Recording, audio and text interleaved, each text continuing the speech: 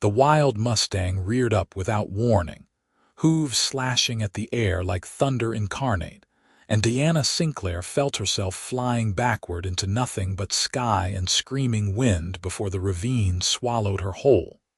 The impact drove every molecule of air from her lungs. Pain exploded through her left leg with such intensity that her vision went white, then black, then settled into a nauseating gray fog. She lay on the rocky outcrop 15 feet below the trail, gasping like a fish drowning in air, staring up at the harsh Texas sun that blazed down on Val Verde and all the unforgiving territory surrounding it.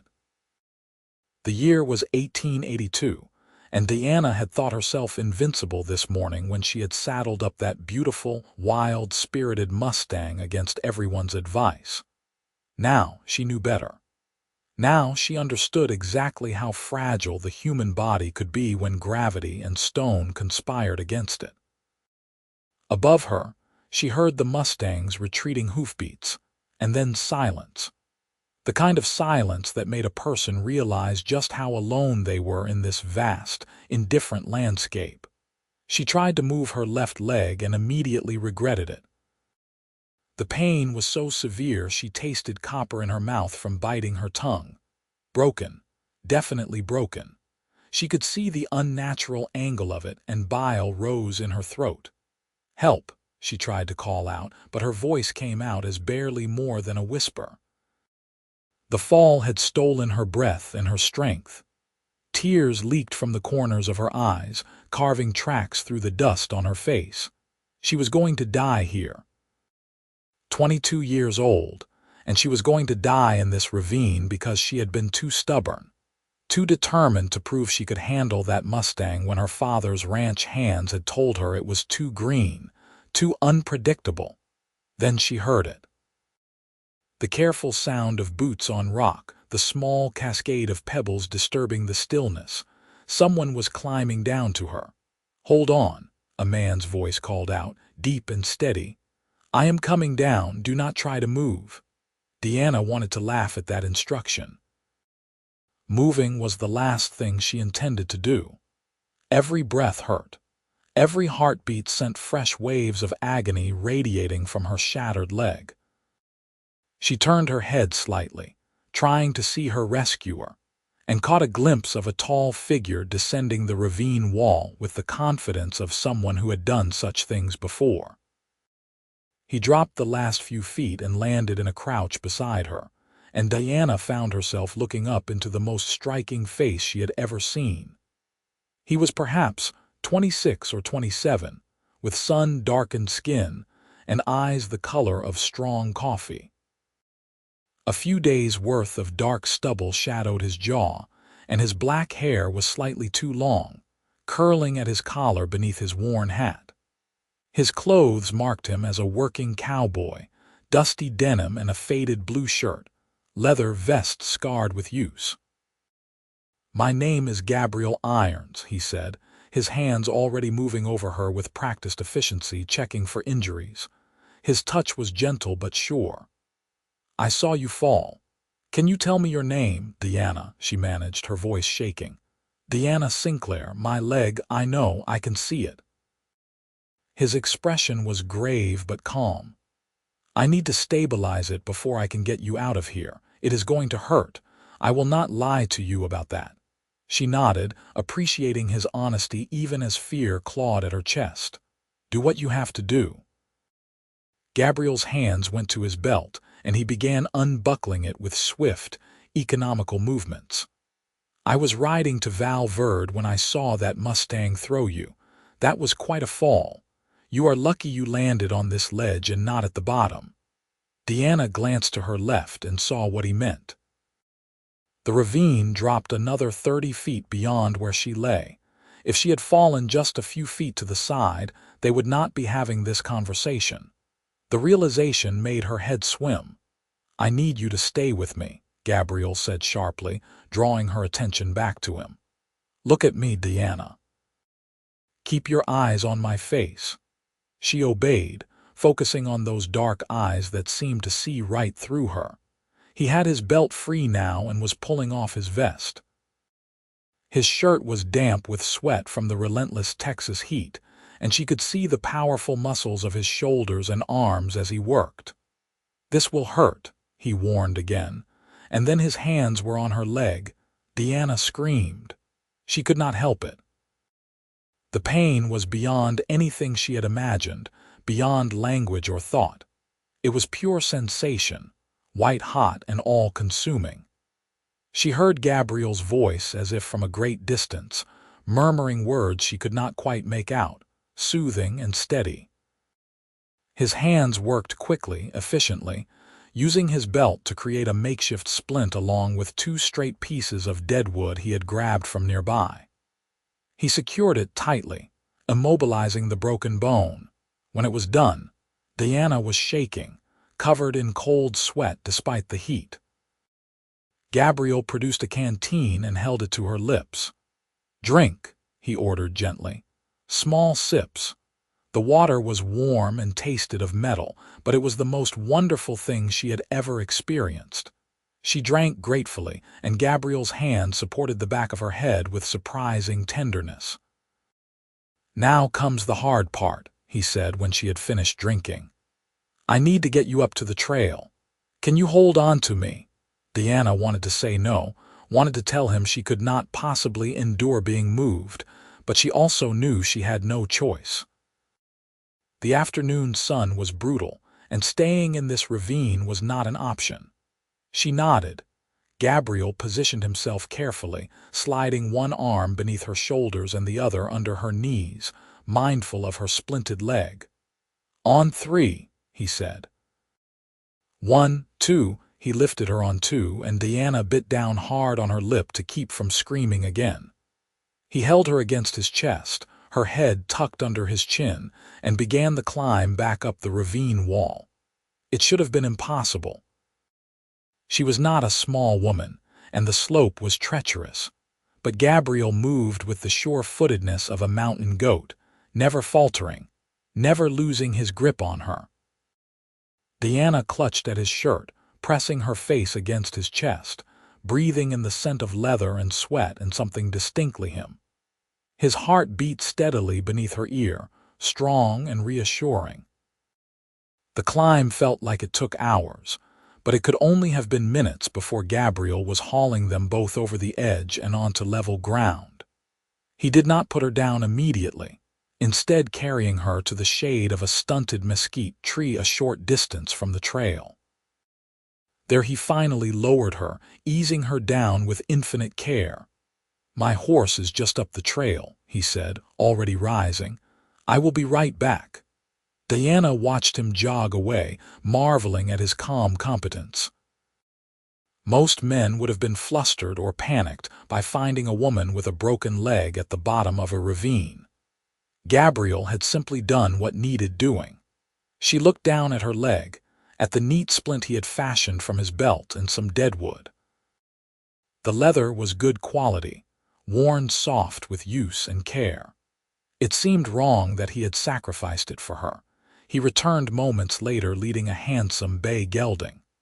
The horse looked as calm and capable as its rider, barely flicking an ear at the unfamiliar woman lying in the shade. Gabriel Ground tied the animal and crouched beside Deanna again. "Val Verde is about 5 miles south," he said. "There is a doctor there. I am going to lift you onto my horse, and then I will walk him back to town. It will take a couple of hours, but that cannot be helped.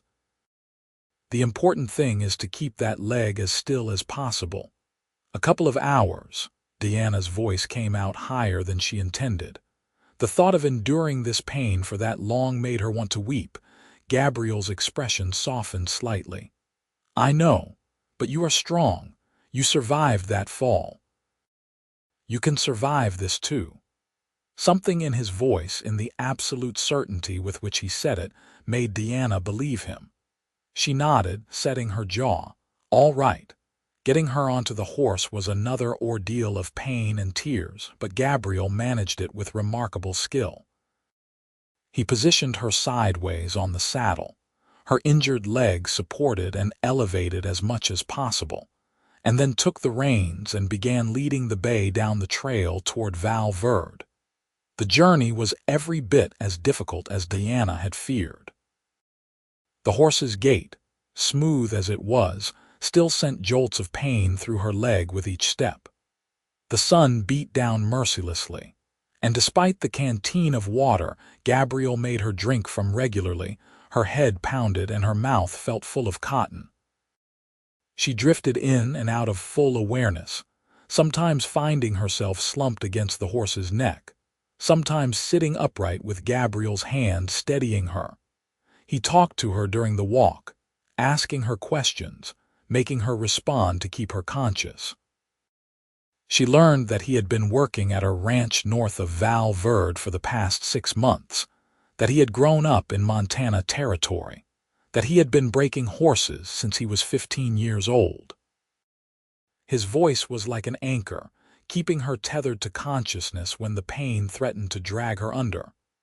"Tell me about yourself," he said at one point, when she had been silent for too long. "What were you doing out here alone on a green Mustang?" Diana managed a weak laugh that turned into a groan. "Being foolish. My father owns a ranch west of town. I thought I could gentle that Mustang myself. I have always been good with horses, or so I believed." "You probably are good with horses," Gabriel said. "But that particular animal looked like it had never seen a saddle before yesterday." "It had not," Diana admitted. "My father's men caught it 3 days ago. I was supposed to wait until they had worked with it more, but I was impatient. I wanted to prove something, I suppose." "Prove what?" She hesitated, then decided she was too tired and too hurt to dissemble. "That I am as capable as any man, that I do not need anyone to take care of me or tell me what I can and cannot do." There was a long silence. Then Gabriel said quietly, "Needing help sometimes does not make you weak. It makes you human." Diana blinked against the tears that suddenly pricked her eyes. She did not know if they were from pain or from the simple kindness in his words.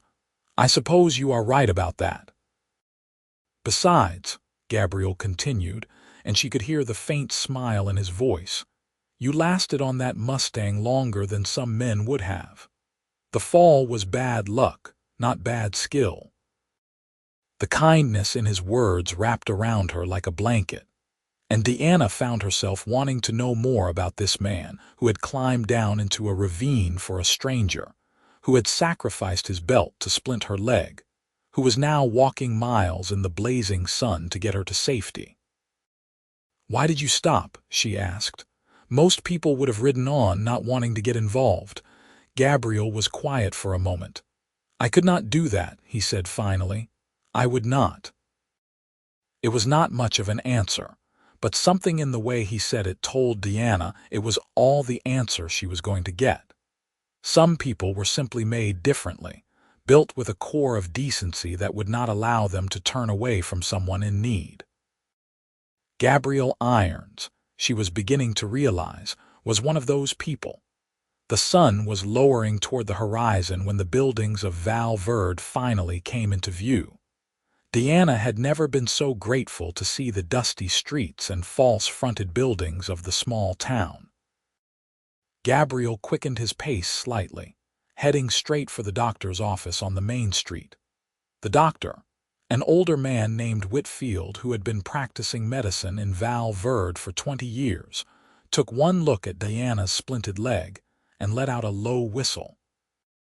"That is some fine work," he said, examining Gabriel's makeshift splint. "You have done this before." "Once or twice," Gabriel said. He had not left Diana's side since they arrived, helping to ease her off the horse and into the doctor's office. Now he stood nearby, his hat in his hands, watching as Whitfield began his examination. "It is a clean break as far as I can tell," the doctor announced after a careful inspection. "This splint kept it from getting worse. You may have saved her leg, young man." Gabriel inclined his head slightly, but said nothing. Diana caught his eye and mouthed a silent thank you. He gave her a small nod in return. Setting the bone properly was an agony Deanna would never forget. Dr. Whitfield gave her laudanum first, enough to dull the worst of the pain, and she floated through the procedure in a haze of half-consciousness. She was aware of voices, of pressure and pain that came from very far away, of Gabriel's hand holding hers through it all. When it was over, her leg was encased in a proper plaster cast, and she felt wrung out like an old dish rag. "You will need to stay off that leg for at least 6 weeks," Whitfield told her. "No riding, no walking, complete rest. After that we will see how the bone has healed. 6 weeks." Deanna's heart sank. 6 weeks of being confined, helpless, dependent on others. It was a nightmare for someone who prided herself on her independence. "I will send word to your father," the doctor was saying. "He can send someone to collect you." "No." The word came out more forcefully than Deanna had intended. Both men looked at her in surprise. She swallowed hard, trying to organize her thoughts through the laudanum fog. "I mean, not yet. I do not want him to see me like this. Not right away." It was not entirely the truth. The real truth was that she could not bear the thought of facing her father right now, of seeing the disappointment and the "I told you so" in his eyes. Samuel Sinclair loved his daughter, but he had very specific ideas about what a woman should and should not do, and riding wild Mustangs definitely fell into the latter category. Deanna was not ready for that confrontation. Not yet. Dr. Whitfield frowned. "Miss Sinclair, you cannot stay here. I have patients who need this room, and you will require care, someone to look after you while you recover." Deanna felt panic rising in her chest. She looked at Gabriel, who was watching her with those calm, dark eyes, and found herself saying, "I have money. I can pay for a room at the boarding house, Mrs. Patterson's place." "That is all well and good," Whitfield said, "but you still need someone to help you. You cannot even stand, much less tend to yourself." "I will help her." The words fell into the room like stones into still water. Deanna and the doctor both turned to stare at Gabriel. He stood with his shoulders squared, his expression resolute. "I am between jobs at the moment," he continued. "I can stay in Val Verde for a few weeks, make sure Miss Sinclair has what she needs. It is the least I can do, seeing as I am the one who brought her here." "Mr. Irons, you do not have to," Deanna started, but he cut her off with a look. "I know I do not have to, I want to." Dr. Whitfield looked between them, clearly dubious about the propriety of such an arrangement, but he was also a practical man who had seen enough of frontier life to know that propriety sometimes had to take a back seat to necessity. "Well," he said slowly, "Mrs. Patterson runs a respectable establishment. I suppose if you took separate rooms and kept things proper, it might work, at least until Miss Sinclair's father can be notified." Deanna knew she should protest, should insist on contacting her father right away, but she found herself nodding instead. "That would be acceptable," she said, looking at Gabriel. "If you are certain you do not mind." "I am certain," he said simply, and so it was decided. Gabriel carried Diana the 2 blocks to Mrs.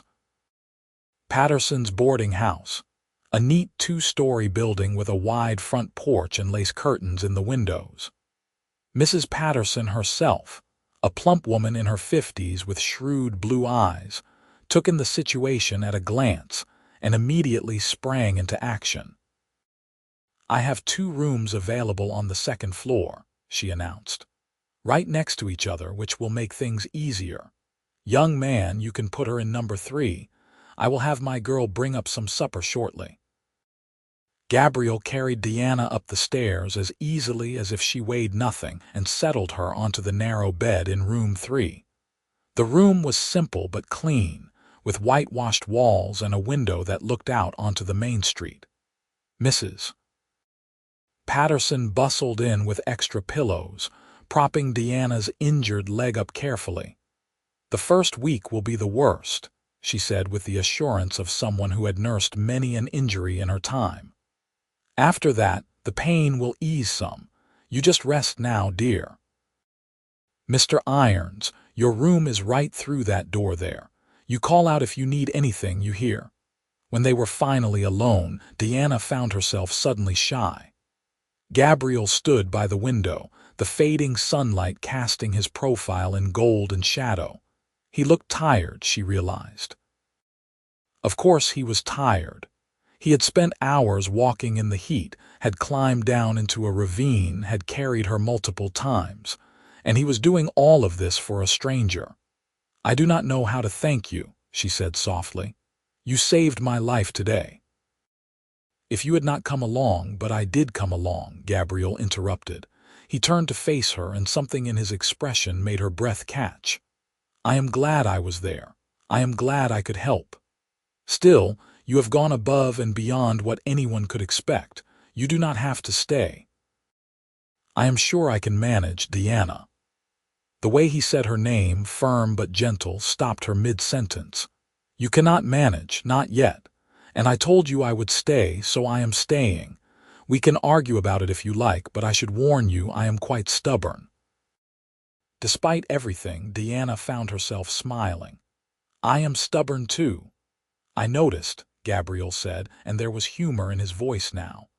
"Anyone who would climb onto an unbroken Mustang is either very brave or very stubborn. I am thinking you might be both, or very foolish." "That too," he agreed, but he was smiling as he said it, a real smile that lit up his whole face and made him look younger, less serious. "Now rest. I will be next door if you need anything."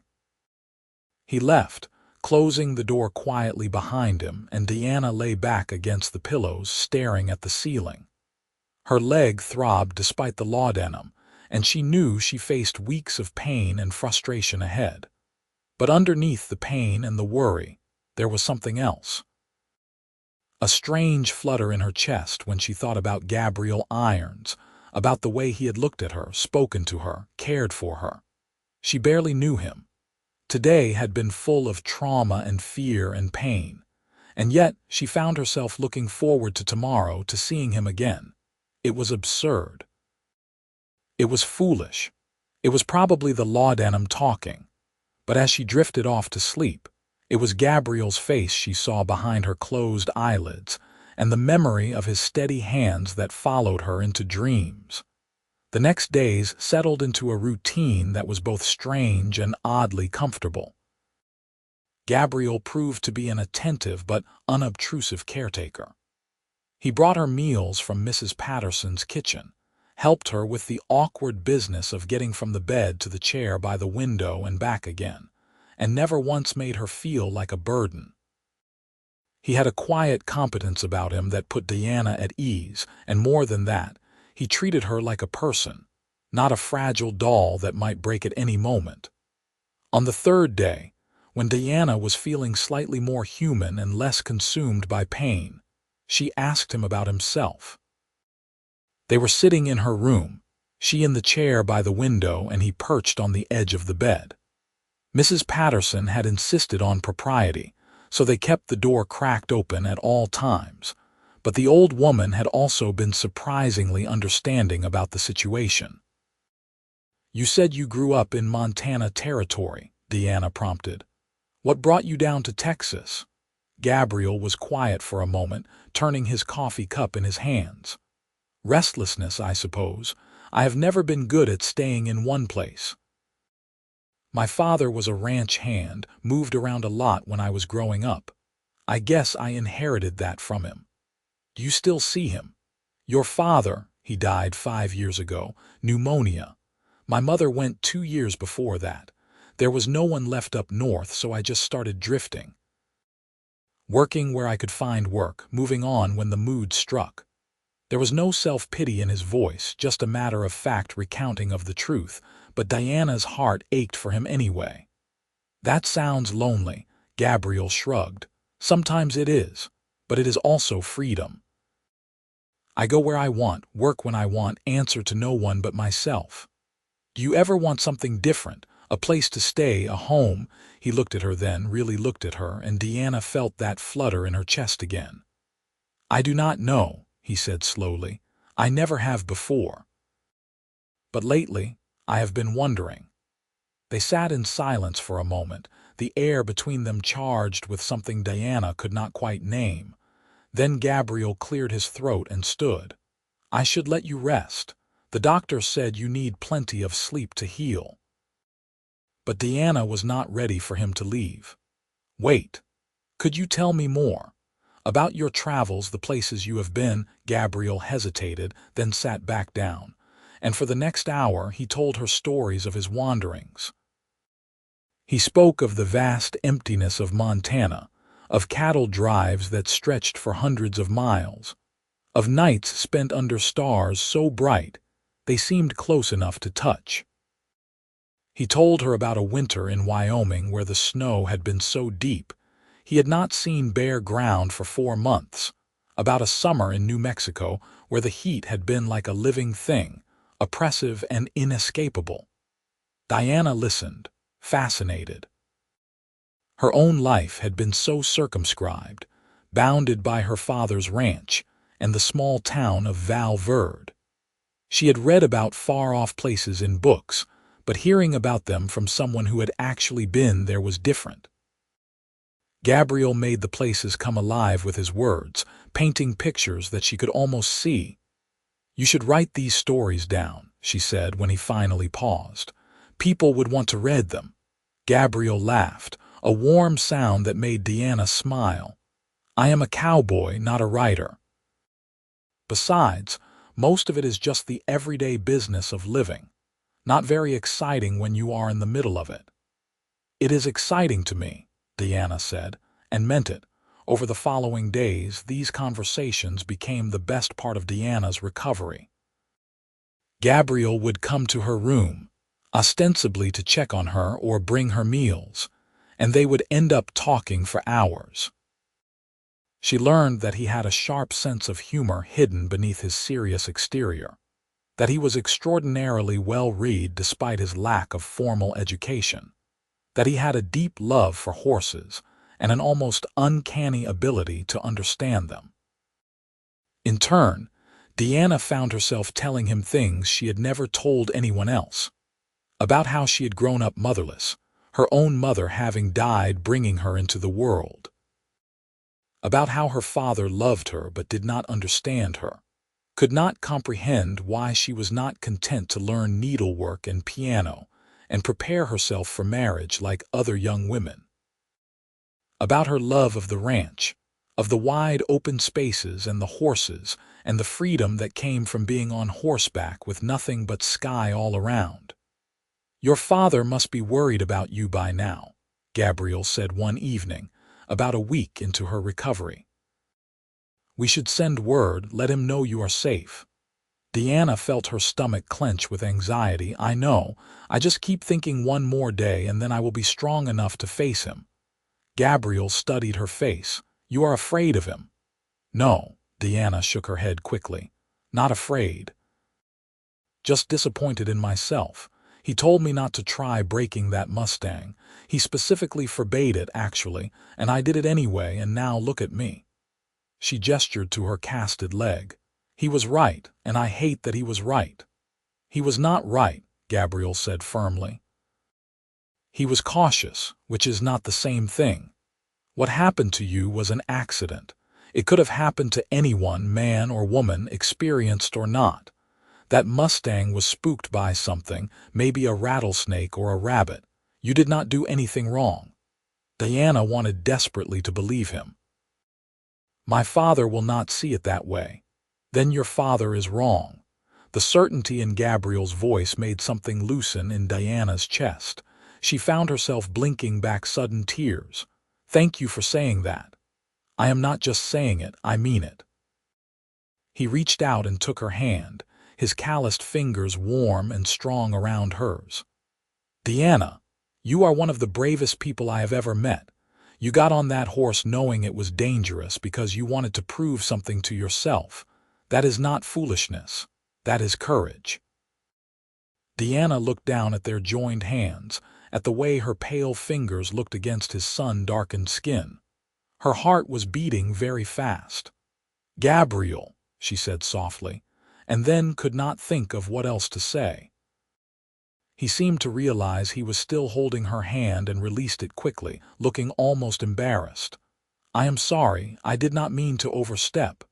"You did not," Deanna said quickly. She took a breath. "I am grateful for everything, for saving me, for staying, for being kind to me. I do not know what I would have done without you." "You would have managed," Gabriel said, but he was smiling. "You are resourceful, you would have found a way, maybe, but I am glad I did not have to." That night, lying alone in her bed with the sounds of Val Verde settling in for sleep outside her window, Diana admitted to herself what had been growing clearer with each passing day. She was falling in love with Gabriel Irons. It was reckless and improbable and completely inconvenient, but it was also undeniably true. Every time he walked into her room, her heart lifted. Every smile he gave her felt like a gift. Every conversation left her wanting more. It was terrifying. She barely knew him. He was a drifter, someone who had explicitly told her he never stayed in one place.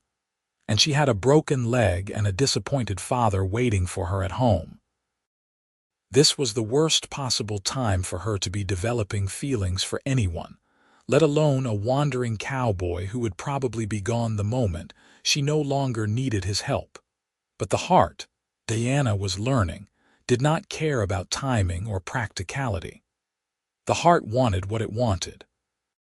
By the second week, Diana was feeling well enough to be restless.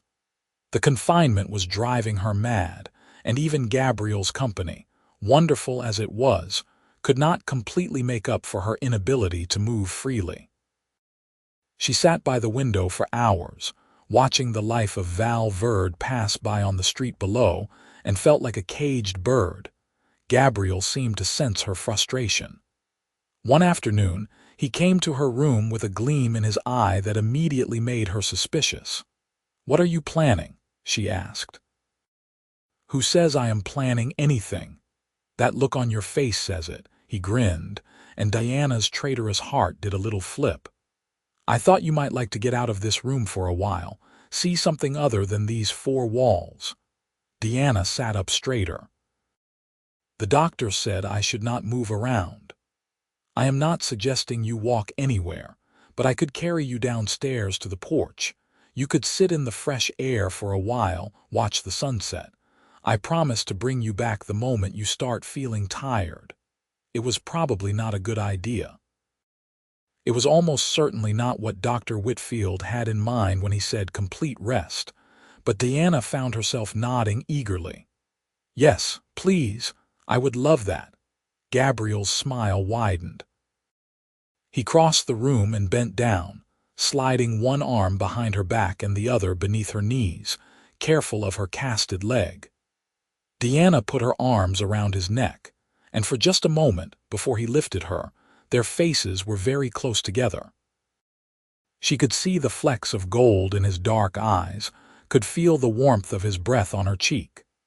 Time seemed to slow and stretch, and Diana found herself wondering what would happen if she closed the distance between them, if she pressed her lips to his. Then Gabriel was straightening, lifting her easily, and the moment passed.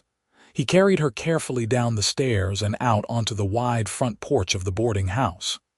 Mrs. Patterson had arranged a comfortable chair with plenty of cushions, and Gabriel settled Diana into it with her injured leg propped up on a footstool. "There," he said, standing back to survey his work.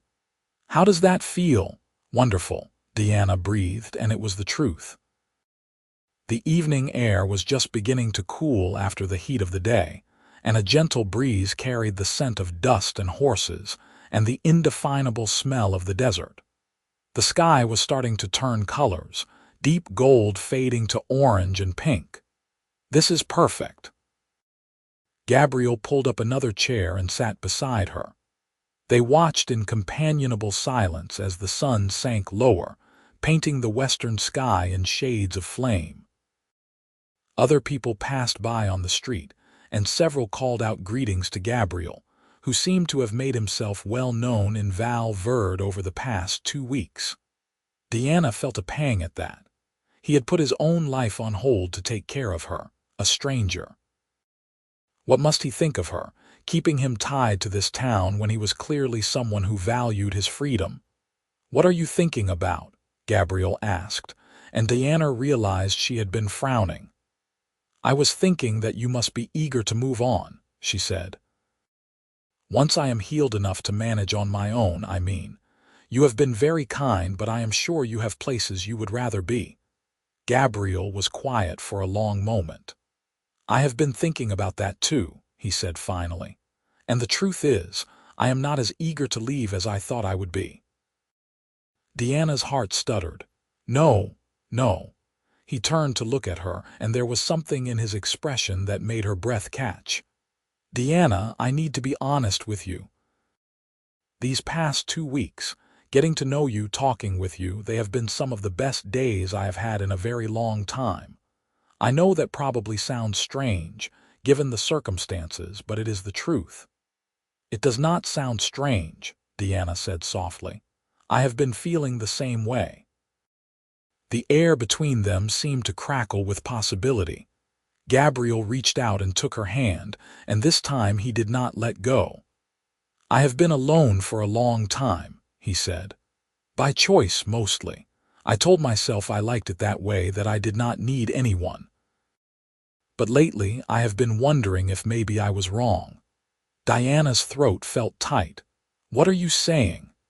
"I am saying that I care about you, more than I probably should, given how short a time we have known each other. I am saying that the thought of leaving Val Verde, of leaving you, makes me realize that maybe I have been running from something all these years instead of running toward it." "Gabriel," Deanna whispered. Her heart was pounding so hard she thought he must surely be able to hear it. "I know I have no right," he continued, his words coming faster now, as if he needed to get them all out before he lost his courage. "I know I am just a drifter, a cowboy with no prospects and no home. I know your father probably has plans for you, expectations. But Deanna, I have to tell you how I feel. I have to tell you that you have become the most important person in my world, and I cannot imagine walking away from you." Deanna felt tears prickling at the corners of her eyes, but they were happy tears. "You are not just a drifter," she said fiercely. "You are the man who saved my life. You are the man who has been kinder to me than I had any right to expect.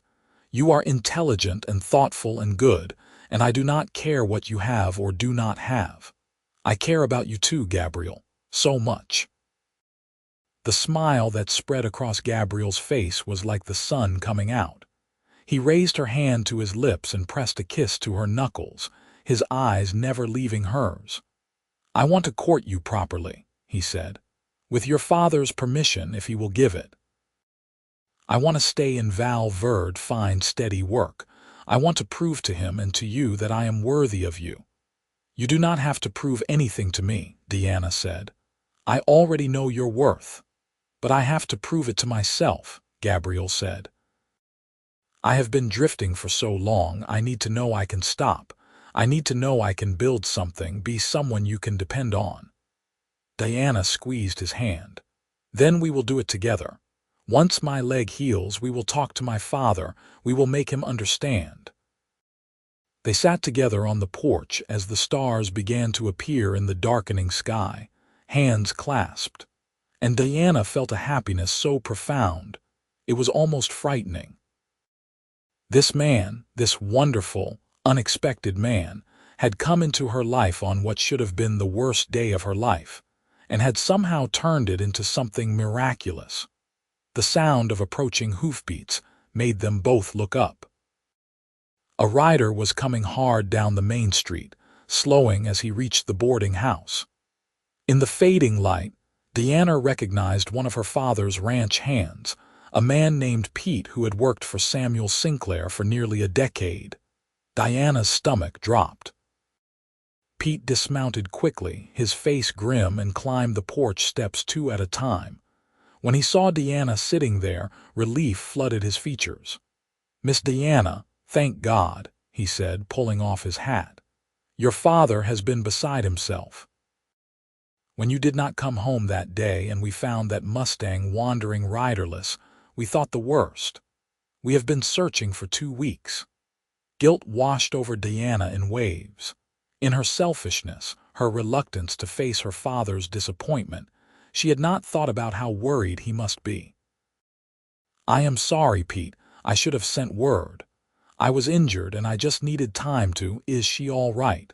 Pete had noticed the cast on her leg. "What happened?" Gabriel stood up, moving slightly in front of Deanna's chair in an unconsciously protective gesture.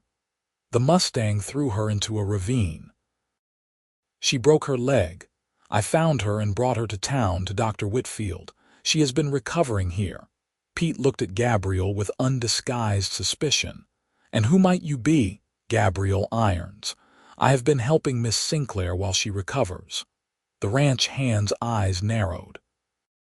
"Helping her how exactly?" "Pete, it is not like that," Deanna said quickly.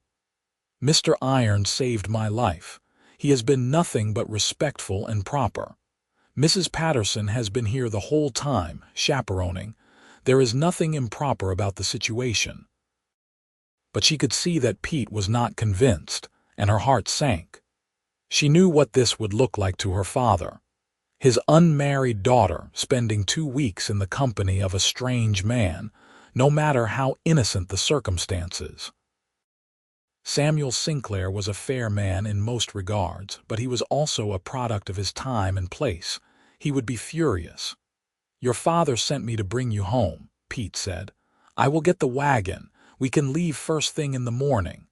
"No," Deanna spoke before she could think better of it. "I am not going anywhere until I am ready. My leg is not healed enough for the journey to the ranch. Miss Deanna, you cannot stay here indefinitely. People are starting to talk. You need to come home." "What people? Who is talking?" But Deanna knew. Of course people were talking. This was Val Verde, a small town where everyone knew everyone else's business. 2 weeks was more than enough time for gossip to spread. Gabriel stepped forward. "I understand your concern," he said to Pete, his voice calm and reasonable. "But Deanna is right. The journey to the ranch would be hard on her leg right now. Give it another week at least. Let the bones start to set properly. With all due respect, sir, this is not your decision to make. Miss Deanna is coming home and that is final. I am acting on her father's orders." The 2 men stood facing each other, and Deanna could feel the tension crackling between them. She knew Pete was just doing his job, following her father's instructions, but she also felt a surge of anger at being discussed as if she were not even there, as if she had no say in her own fate. "I am not going," she said firmly. Both men turned to look at her. "Pete, tell my father I will come home when I am ready. Tell him I am safe and being properly cared for, but I will not be dragged back to the ranch like a wayward child." Pete's face flushed with frustration. "Miss Deanna, please be reasonable. Your reputation, my reputation, will survive," Deanna said, though she was not at all certain that was true. "But my leg might not if I am jostled around in a wagon for hours on rough roads. I am staying, and that is final." The ranch hand looked like he wanted to argue further, but something in Deanna's expression must have warned him that it would be futile. He put his hat back on, his jaw tight. "I will relay your message to your father, but you should know he will not be pleased." "I know," Deanna said quietly. "But I need to do this my way." Pete nodded curtly, shot one more suspicious look at Gabriel, and descended the porch steps. He mounted his horse and rode off into the gathering darkness, and Deanna let out a shaky breath. "That was brave," Gabriel said softly. "That was foolish," Deanna corrected. "My father is going to be livid." "Maybe, but you stood up for yourself. That takes courage." Deanna looked up at him, at this man who somehow always seemed to know exactly what to say. He will come here himself, you know, probably tomorrow or the next day. And when he does, it is not going to be pleasant. Then we will face him together, Gabriel said. He held out his hand and Deanna took it, letting him pull her to her feet. Well, foot. She balanced on her good leg, leaning against him for support.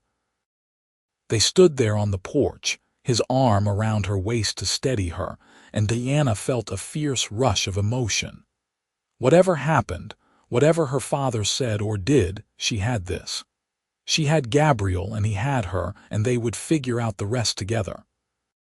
Samuel Sinclair arrived in Val Verde exactly 27 hours later.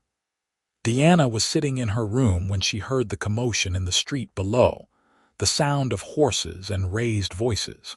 She looked out the window and saw her father dismounting from his big roan gelding, his face like thunder. He was a tall man, broad-shouldered and imposing, with iron-gray hair and eyes that could pin a person in place. Deanna loved him, but she had never been able to fully please him, and the weight of that disappointment had shaped much of her life. She heard his heavy tread on the stairs, heard his voice demanding to know which room his daughter was in. Then the door burst open, and Samuel Sinclair stood in the doorway, taking in the sight of his daughter with her casted leg propped up in the chair. Deanna. His voice was rough with emotion. Thank God. I thought we had lost you. And then he was across the room, pulling her into a fierce embrace that made Diana's ribs ache. She hugged him back, feeling tears slide down her cheeks. I am sorry, Father. I am so sorry I worried you. Samuel pulled back, holding her at arm's length, his eyes searching her face. What were you thinking? Taking out that Mustang without anyone to watch over you? You could have been killed. I know. It was stupid and reckless, and I am sorry. Her father's expression softened slightly. I am just glad you are safe. Then his gaze moved to the door where Gabriel had appeared, clearly having heard the commotion.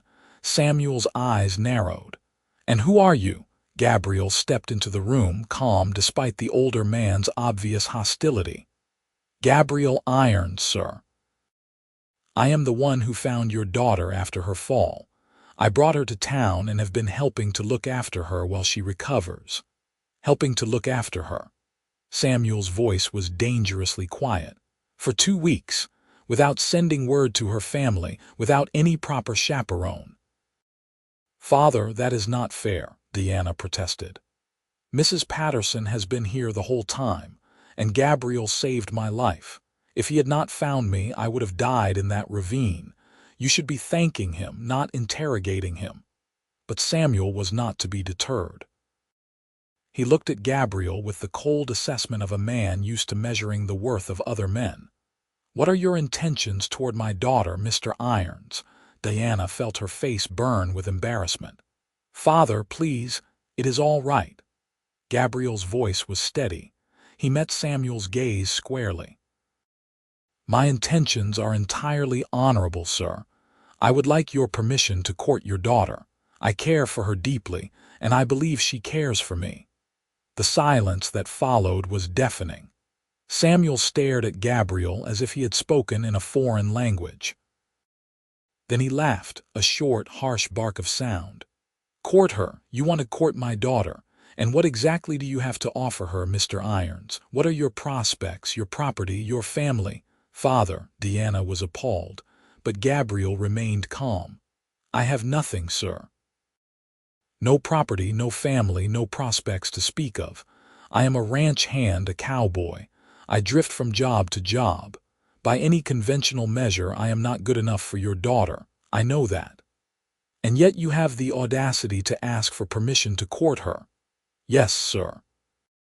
Because I believe I can become worthy of her. I am willing to work for it. I am willing to settle down, find steady employment, build a life. Your daughter has given me something I did not know I needed, and I am not willing to lose it without a fight. Samuel's expression was unreadable. He looked at Deanna, then back at Gabriel. You have known my daughter for 2 weeks. Yes, sir. And in that time, you have somehow convinced yourself that you are in love with her. I do not have to convince myself of anything. I know what I feel. Deanna could not stand it anymore. Father, stop. You are being cruel. Gabriel has been nothing but kind and respectful. He took care of me when I was injured, when I needed help. He gave up his own time and his own comfort to make sure I was safe. If you cannot see the worth in that, then you are not the man I thought you were. Her father's face went pale, then flushed red. Deanna, you do not understand the situation. This man could have ruined you. Your reputation, my reputation, is intact, Deanna said firmly. And even if it were not, I would rather be ruined with an honest man who treats me with respect than married to some wealthy rancher's son who thinks I am nothing more than a broodmare. Deanna, Samuel looked genuinely shocked. It is the truth, and you know it. You have been trying to marry me off for years to men who do not care about what I think or feel, who only see me as a way to expand their holdings or gain social standing. Gabriel is different. He sees me. He listens to me. He believes I am capable of making my own decisions. Can you say the same? The room fell silent. Samuel looked at his daughter as if seeing her for the first time, and Deanna saw understanding dawn in his eyes, followed by something that looked almost like sadness. Is that truly how you see me? He asked quietly. As someone who does not value you for yourself? Deanna felt her anger drain away, replaced by a weary sort of honesty. I know you love me, Father. I have never doubted that. But you have never understood me. You want me to be someone I am not, to fit into a mold that does not suit me, and I am tired of trying to be that person. Samuel sank down onto the edge of the bed, suddenly looking older than his 53 years. He was quiet for a long moment, his hands clasped between his knees. When he finally spoke, his voice was rough. Your mother would have understood you. She was like you, spirited and independent. I loved that about her, even when it drove me to distraction. When she died, I swore I would protect you, keep you safe. But maybe in trying to protect you, I have been smothering you instead. Deanna felt tears prick her eyes. Her father rarely spoke of her mother. Father, he held up a hand. Let me finish. I have been thinking of you as a child, someone who needs constant guidance and protection. But you are not a child anymore. You are a grown woman, and you have the right to make your own choices, even if I do not agree with them. He looked at Gabriel, his expression still guarded but no longer openly hostile. You seem like a decent man, Mr. Irons. My daughter clearly trusts you, and her judgment, while occasionally questionable, is generally sound. Gabriel inclined his head. Thank you, sir. Do not thank me yet. I am not giving you my blessing, not yet, but I am willing to give you a chance. If you truly want to court Deanna, you will do it properly. You will find work, prove that you can provide stability. You will court her with all the proper conventions, with chaperones and respect for propriety. And if, after a reasonable time, you both still feel the same way, then we will discuss the possibility of marriage. Does that seem fair? Deanna and Gabriel exchanged a look. It was not everything they wanted, but it was more than they had dared hope for. That seems very fair, Deanna said. Thank you, sir, Gabriel added. I will not disappoint you, or Deanna. Samuel stood up, and something of his usual commanding presence returned. See that you do not. Now, Deanna, we need to discuss you returning to the ranch. The doctor has said you can be moved if it is done carefully. I have brought a wagon with plenty of padding. You will be more comfortable at home with proper care. Deanna wanted to argue, wanted to insist on staying in Val Verde where she could see Gabriel every day, but she knew her father was right. She could not stay at the boarding house indefinitely, and if she wanted to prove to her father that she was mature enough to make her own decisions, she needed to show that she could be reasonable. All right, she said. I will come home, but I want Gabriel to visit regularly, as we agreed. He can visit on Sundays, Samuel said. That is proper courting protocol, once a week. It seemed impossibly long, but Deanna nodded. Sundays it is. The journey back to the Sinclair ranch was every bit as uncomfortable as Deanna had feared, despite her father's preparations. Every bump and rut in the road sent jolts of pain through her leg, and by the time they arrived, she was exhausted and close to tears. But Gabriel had ridden alongside the wagon the entire way, his presence a silent comfort, and when they finally pulled up in front of the sprawling ranch house, he was the one who lifted her carefully out of the wagon bed. "I will see you Sunday," he said quietly, his face close to hers.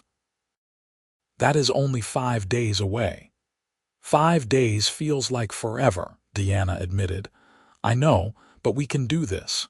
We can do anything as long as we are together." He carried her into the house and up to her room, settling her onto her own familiar bed with such tenderness that Deanna felt tears spring to her eyes. Her father watched from the doorway, his expression inscrutable. "Thank you, Mr. Irons," Samuel said stiffly. "We will see you Sunday." It was a clear dismissal. Gabriel nodded, squeezed Deanna's hand once more, and left. Deanna listened to his footsteps retreating down the stairs, heard the front door close, and felt a wave of loneliness wash over her. 5 days. She could manage 5 days. The days passed slowly. Deanna's leg continued to heal, the sharp pain gradually subsiding into a dull ache that was more bearable. She spent her time reading, doing needlework that she despised, but that kept her father from worrying and staring out the window at the vast expanse of the ranch. The other ranch hands treated her with a careful combination of respect and curiosity. They all knew about Gabriel, about the scandalous 2 weeks in town, and Deanna could feel their eyes on her, assessing, judging, but she did not care what they thought. She only cared about Sunday, about seeing Gabriel again. When the day finally arrived, Deanna was up before dawn, despite having nowhere to be and nothing to do but wait. She had the cook help her wash her hair, and she dressed in her best day dress, a deep blue cotton that brought out the color of her eyes. She felt ridiculous, primping like a girl going to her first dance, but she could not help herself. Gabriel arrived exactly at noon, riding a different horse than before, a pretty chestnut mare that looked well cared for. He had clearly made an effort with his appearance, too. His clothes were clean and pressed, his boots polished, his hair neatly trimmed. When he knocked on the door and Samuel let him in, Deanna's heart did that familiar flutter it always did when she saw him. They sat in the front parlor, with Samuel positioned in a chair by the fireplace, a silent but omnipresent chaperone. It should have been awkward, but somehow it was not. Gabriel told them about the job he had secured at a ranch just outside Val Verde, working as a horsebreaker. The pay was good, and the owner had offered him a small cabin on the property, a place of his own. "I start tomorrow," he said, looking at Deanna. "It is steady work, and the owner seems like a fair man. I think I can make something of this." "That is wonderful," Deanna said, unable to keep the joy out of her voice. "I am so proud of you." They talked for hours, with Samuel occasionally interjecting a question or comment. Deanna could see her father assessing Gabriel, measuring him against some internal standard, and she held her breath, hoping that Gabriel would pass whatever test this was. Finally, as the afternoon was drawing to a close, Samuel stood up. "Mr. Irons, would you walk with me? I would like to show you the ranch." It was not really a request. Gabriel glanced at Deanna, who nodded encouragingly and followed Samuel outside. Deanna watched from the window as the 2 men walked across the yard, her father gesturing at the various buildings and corrals. She could not hear what they were saying, but she could see that they were having a serious conversation. They were gone for nearly an hour. When they finally returned, Gabriel's expression was unreadable, and Deanna felt her stomach clench with anxiety. Had her father said something to discourage him, to drive him away? But then Samuel said in a voice that was almost kind, "Mr. Irons has agreed to join us for Sunday dinner next week. I think that would be acceptable, do you not, Deanna?" "Yes," Deanna said, relief flooding through her. "Very acceptable." Gabriel left soon after, but not before taking Deanna's hand and pressing a kiss to her knuckles, his eyes full of promise. "Until next week," he said. The weeks that followed established a pattern. Gabriel would visit every Sunday, spending the afternoon with Deanna under Samuel's watchful eye. Slowly, gradually, Samuel's reserve began to thaw. He started engaging Gabriel in longer conversations, asking his opinion on ranch matters, even seeking his advice on a particularly difficult horse. Deanna watched her father and the man she loved cautiously circling each other, like two wary animals, and gradually coming to respect each other. 6 weeks after her accident, Dr. Whitfield pronounced Diana's leg healed enough to remove the cast. The bone had set well, he said, though she would need to be careful for a while longer. The day the cast came off, Diana cried with relief. She was free again, able to move without assistance, able to walk on her own 2 feet. Gabriel was there for the occasion, having gotten permission to come on a day other than Sunday specifically for this event. When the doctor finally cut away the last of the plaster and Deanna stood up, wobbling slightly on her weak leg, Gabriel was there to steady her. "Easy," he murmured. "Take your time." Deanna took a tentative step, then another. Her leg felt strange, weak and stiff, but it held her weight. She laughed, giddy with relief, and Gabriel laughed with her. Without thinking, she threw her arms around his neck and he caught her, spinning her around in a circle right there in the doctor's office. Samuel, who had also been present, cleared his throat loudly. "That is quite enough of that." But he was smiling as he said it, and Deanna knew that things had fundamentally shifted. Her father was accepting this, accepting them. The courtship continued through the summer and into the fall. Deanna grew stronger, able to ride again, though she was much more cautious now. She and Gabriel would go on long rides through the ranch land, always with a chaperone trailing discreetly behind, and they would talk about everything and nothing. Gabriel told her more about his past, about the loneliness that had driven him from place to place, about how he felt like he had finally found something worth staying for. Deanna told him about her dreams, about wanting to raise horses, about the plans she had for the ranch if her father would let her implement them. "You should tell him," Gabriel said one afternoon as they sat by the creek that ran through the northern section of the Sinclair property. "The worst he can do is say no." "You do not know my father," Deanna said, but she was considering it. Her relationship with Samuel had improved dramatically over the past months. He treated her more like an adult now, asked her opinion on things, listened when she spoke. Maybe Gabriel was right. Maybe this was the time to try. That evening she broached the subject at dinner. "Father, I have been thinking about the horse operation. I have some ideas I would like to discuss with you."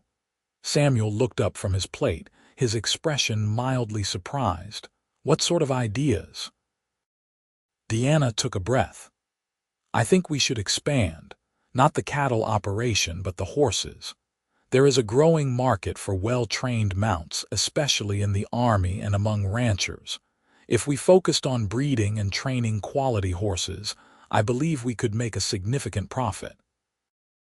I have been studying bloodlines, working out which of our mares would be best suited to breeding. I have even identified a stallion in San Antonio that I think would be perfect for our purposes." She had expected resistance, expected her father to dismiss her ideas out of hand. But instead, Samuel set down his fork and regarded her thoughtfully. "How long have you been thinking about this?" "Years," Deanna admitted. "But I have been serious about the planning for the past few months. And you have actually worked out bloodlines, breeding pairs." "Yes. I have notes, if you would like to see them." Something that looked almost like pride crossed Samuel's face. "I would like that very much. Show me after dinner."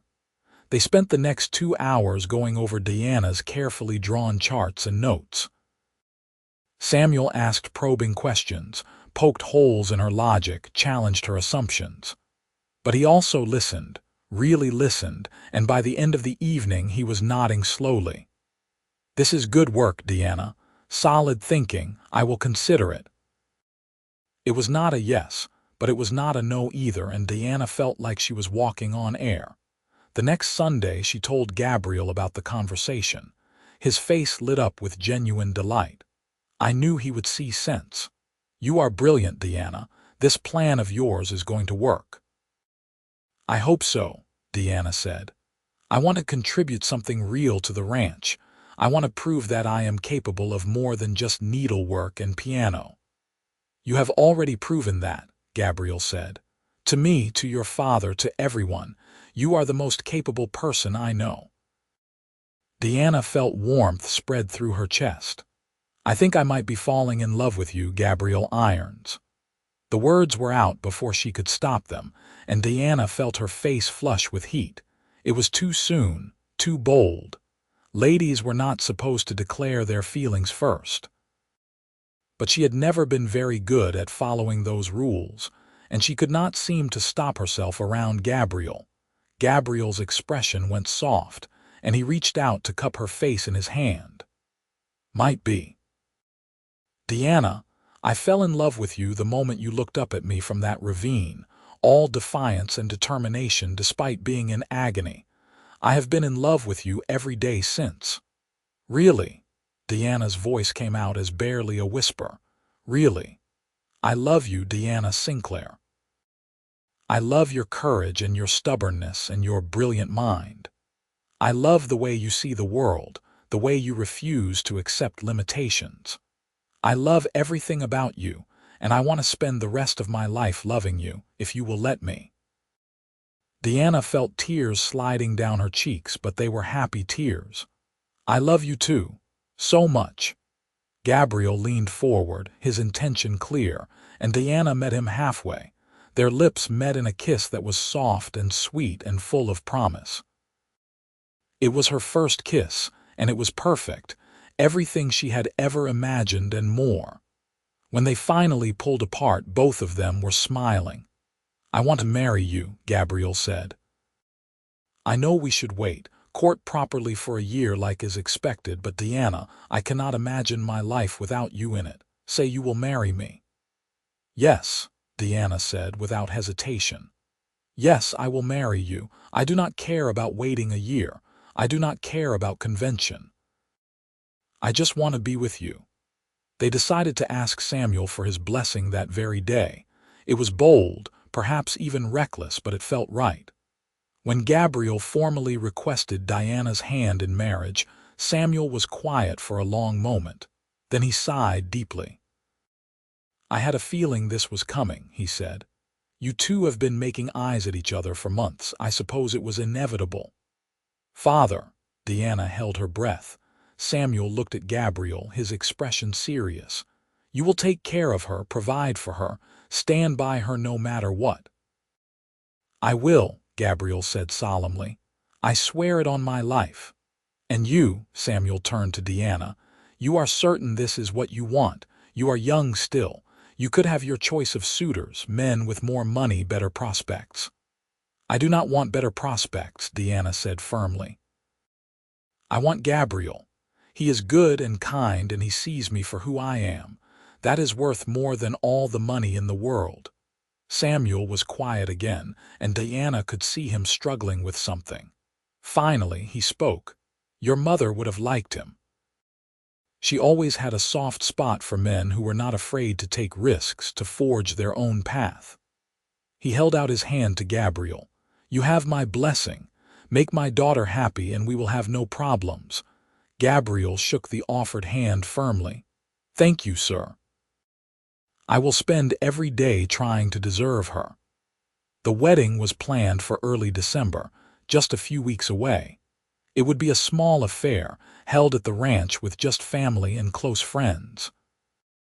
Deanna threw herself into the preparations with enthusiasm, and Gabriel divided his time between his work at the neighboring ranch and helping with whatever needed doing at the Sinclair place. The night before the wedding, Diana lay in bed, unable to sleep. Tomorrow, she would become Gabriel's wife. Tomorrow, her whole life would change. She felt nervous and excited and absolutely certain that she was making the right choice. There was a soft knock on her door, and her father entered. He looked older in the lamplight, the lines on his face deeper than she remembered. "I wanted to talk to you," he said, sitting on the edge of her bed as he had done when she was a child. "Before tomorrow." "All right," Deanna said, sitting up. Samuel was quiet for a moment, gathering his thoughts. "I have not been the best father to you, I know that now. I tried to shape you into something you were not, tried to fit you into a mold that was comfortable for me instead of seeing who you really were. I am sorry for that. Father, let me finish. When your mother died, I felt like I had lost my anchor. She was the brave one, the adventurous one. I was always more cautious, more conventional.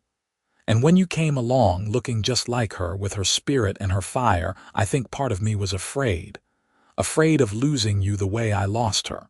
So I tried to keep you safe, keep you close, and in doing so, I nearly drove you away."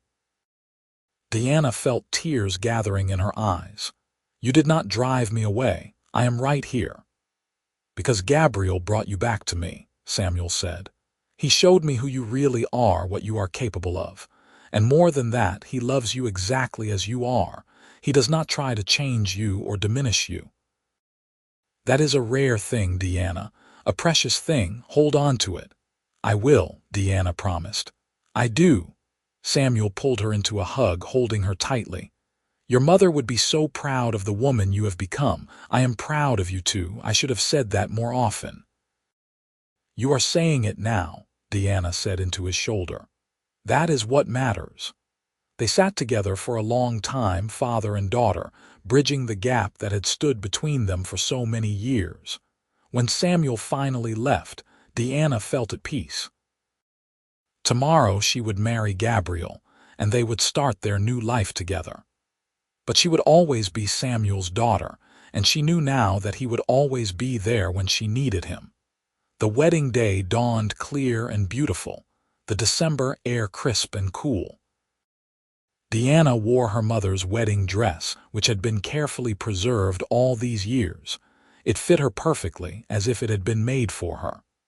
When she looked at herself in the mirror, she saw her mother's face looking back at her, and she felt blessed. The ceremony was simple and heartfelt. Gabriel stood at the makeshift altar in his best suit, looking more handsome than Deanna had ever seen him. When she walked toward him on her father's arm, the look on his face made her feel like the most beautiful woman in the world. They spoke their vows with voices that shook slightly with emotion. Gabriel promised to love and cherish her, to stand by her side through good times and bad. Deanna promised the same, adding her own vow to always be honest with him, to always show him her true self. When the preacher pronounced them man and wife, Gabriel kissed her with such tenderness that Deanna felt tears slide down her cheeks. They were married. They were truly married. The celebration afterward was joyous. There was food and music and dancing, and Deanna danced until her feet hurt, always with Gabriel. He held her close, whispering words of love in her ear, making promises about their future together. As the sun began to set, painting the sky in shades of gold and crimson, Gabriel led Deanna away from the party and down to the creek where they had shared their first kiss. "I have something for you," he said, pulling a small box from his pocket. Inside was a simple gold ring set with a small sapphire. "It is not much, but the stone is the color of your eyes. I wanted you to have something to remember this day." "It is perfect," Deanna said, slipping it onto her finger next to her wedding band. "But I do not need a ring to remember this day. This is the happiest day of my life." "Mine too," Gabriel said. He pulled her close, and they stood together watching the sunset, two people who had found each other against all odds, two people who had chosen love over convention and fear. They spent their wedding night in the small cabin on the property where Gabriel worked, and it was everything Deanna had hoped it would be. Gabriel was gentle and patient, treating her like something precious. They made love slowly, learning each other, and afterward, Deanna lay in his arms feeling more content than she had ever thought possible. "I love you," she whispered into the darkness. "I love you too," Gabriel replied, pressing a kiss to the top of her head. "Forever." The months that followed were busy and happy. Deanna and Gabriel settled into married life with surprising ease. She continued to work on her horse breeding program, and Samuel, true to his word, began implementing her ideas. The first foals born from her carefully selected breeding pairs were strong and spirited, showing great promise. Gabriel proved to be invaluable, his skill with horses complementing Diana's knowledge of bloodlines and breeding. Together, they began to make a name for themselves.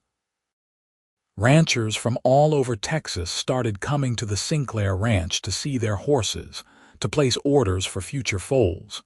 Samuel, watching his daughter thrive, made a decision. He offered Gabriel a full partnership in the horse operation, with a share of the profits and equal say in how things were run. It was more than Gabriel had ever hoped for, more than Diana had dared to dream. "You have earned this," Samuel told Gabriel.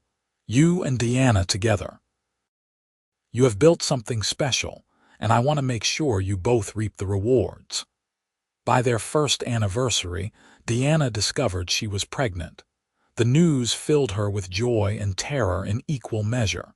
She had seen too many women die in childbirth, had lost her own mother that way. But Gabriel was there to reassure her, to hold her when the fear became too much. "You are strong," he told her. "You survived a fall that should have killed you. You survived me breaking your heart by leaving you stranded in that ravine. You can survive anything." "You did not break my heart," Deanna protested. "You saved my life. And then I claimed it," Gabriel said, smiling. "Best decision I ever made." Their son was born in late summer, during a thunderstorm that rattled the windows and made the whole house shake. The labor was long and difficult, and there were moments when Deanna thought she might not make it. But she held onto Gabriel's hand and pushed through the pain, and when she finally heard her baby's first cry, she burst into tears of relief and joy. They named him Jacob, after Gabriel's father. He had dark hair like his father and eyes that were already starting to show hints of his mother's blue. Deanna looked down at the tiny life they had created together and felt overwhelmed with love. "He is perfect," Gabriel said, his voice thick with emotion. "You are perfect. I do not know what I did to deserve this, to deserve you, but I thank God for it every day." Samuel was completely besotted with his grandson. He spent hours just sitting with the baby, telling him stories about his grandmother, about the ranch, about all the things they would do together when Jacob was older. Deanna watched her father with her son and felt the last pieces of the past fall away. They were a family now, complete and whole. 2 years later, they had a daughter. Emma was born with her father's dark eyes and a full head of blonde hair that must have come from some distant relative on Deanna's side. She was a happy baby, always smiling, and she had Jacob wrapped around her tiny finger from the moment she was born. The years passed in a blur of happiness. The horse operation grew and prospered, becoming one of the most respected in Texas. Diana's breeding program was featured in agricultural journals, and people traveled from far and wide to buy her horses. Gabriel became known as one of the finest horse trainers in the state, able to gentle even the wildest Mustang with patience and skill. Jacob grew into a tall, serious boy with his father's quiet competence and his mother's sharp mind. Emma was all fire and spirit, constantly getting into mischief and charming her way out of trouble. Deanna watched her children grow and saw herself and Gabriel reflected in them, a perfect blend of their two spirits. Samuel lived to see his grandchildren grow into young adults. He died peacefully in his sleep at the age of 73, content in the knowledge that his daughter was happy, that his legacy was in good hands. Deanna mourned him deeply, but she took comfort in the fact that they had reconciled, that the last years of his life had been filled with joy. When Deanna was 45 and Gabriel was 49, they took a ride together, just the two of them, back to the ravine where it had all begun.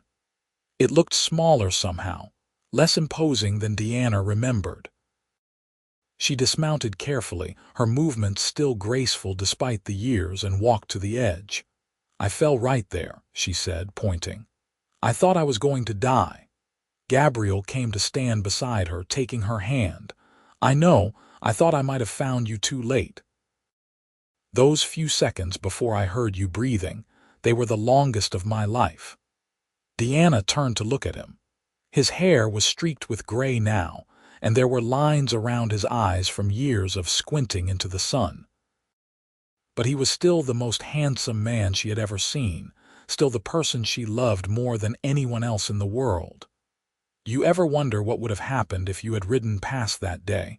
If you had not stopped?" Gabriel shook his head. "No, because I did stop.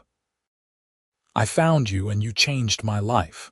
Everything good in my life started that day, Deanna. Everything." "Mine too," Deanna said softly. "I was so afraid after I fell. I thought I would die alone in that ravine, and then you appeared like something out of a dream and you saved me. In more ways than one." Gabriel pulled her close, and they stood together looking out over the vast Texas landscape. The ranch stretched out below them, the house they had built together, the corrals full of horses, the land they had cultivated and cared for.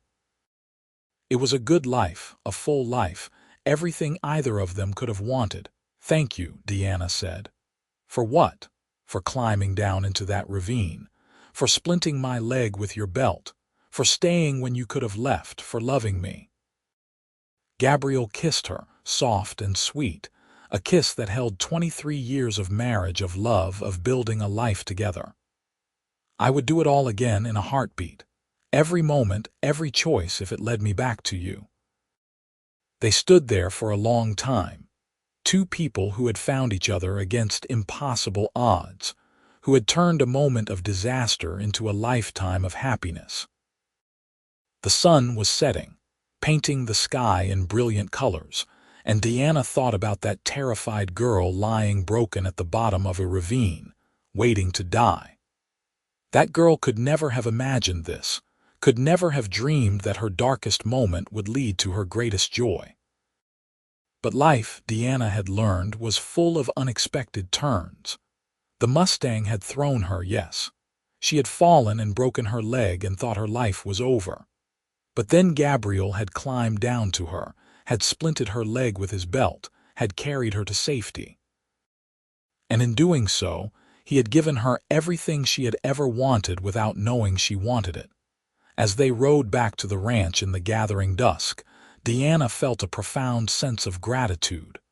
For Gabriel, for their children, for the life they had built together. For every moment, good and bad, that had led them to this point. That evening, as they sat on the porch of their home watching the stars come out, surrounded by their children and grandchildren who had come for Sunday dinner, Deanna looked at Gabriel and saw him smile. It was the same smile he had given her that first day when she had told him her name, the same smile that had made her heart flutter even through the pain. "I love you," she mouthed silently. I love you too, he mouthed back. And Deanna knew with absolute certainty that she was the luckiest woman alive. The Mustang had thrown her, yes. But in falling, she had found everything she ever needed. She had found love and purpose and a partner who saw her for exactly who she was. She had found Gabriel and he had found her, and together they had built something beautiful. It was, she thought, looking around at her family, at the life they had created, the happiest of endings. Not because everything had been easy, but because they had faced every challenge together. Not because they had never struggled, but because they had never given up on each other. The Mustang had thrown her into that ravine all those years ago. Gabriel had climbed down and splinted her leg with his belt, and in that moment, both of their lives had changed forever. It was the best thing that had ever happened to either of them, and neither would change a single moment of it. As the evening drew to a close, and their family began to head home, Diana and Gabriel sat together in comfortable silence. His arm was around her shoulders, and her head rested against his chest, right where she could hear his heartbeat, strong and steady just like the man himself. "What are you thinking about?" Gabriel asked softly. Deanna smiled. "I am thinking about how grateful I am. For you, for us, for everything we have." "Me too," Gabriel said. He pressed a kiss to the top of her head.